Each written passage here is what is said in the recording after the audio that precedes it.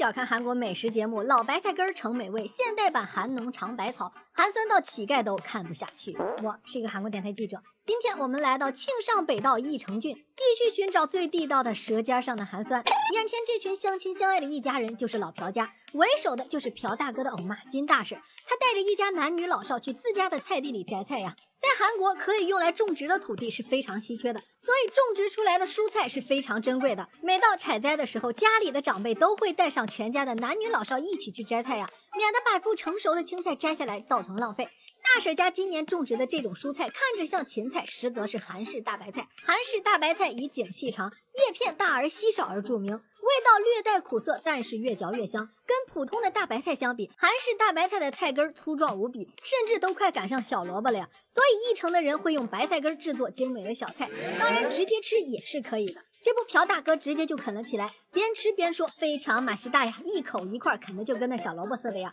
回到家中，金大哥一家就开始处理摘好的白菜了。刚摘下来的新鲜白菜不吃，必须风干2天，等到哭哭出出不新鲜的时候才吃。咱也不知道这是啥毛病，但是理解并尊重呀。蔫巴的白菜拿出来，直接切成段，往里面放入大盐粒，随后抓吧就可以放入韩式老方了，然后不停的搅拌，随后再放点肉桂粉提升风味，这样一道美味的韩式蔫巴泡菜就算是做好了。第一口让亲爱的儿子先吃，然后再给孙子，俩人吃完都说好呀。蔫巴泡菜的口感辛辣可口，口感蔫巴中带点嚼劲，跟大米饭一起装在饭盒里，就成了义城孩子从小吃到大的美味。随后朴大哥就开始制作珍贵的白菜根了，在这里白菜根就跟萝卜一样珍贵啊，所以白菜根不用洗，只要把外面的皮轻轻的刮下来，然后切成厚厚的薄片就可以啊。随后把大酱放到水里，再把刚才切好的白菜根和萝卜放进去，再放进去一些蔫巴白菜叶和辣椒面，就可以盖上锅盖炖煮了。10几分钟后，美味的韩式白菜根辣汤就算是做好了。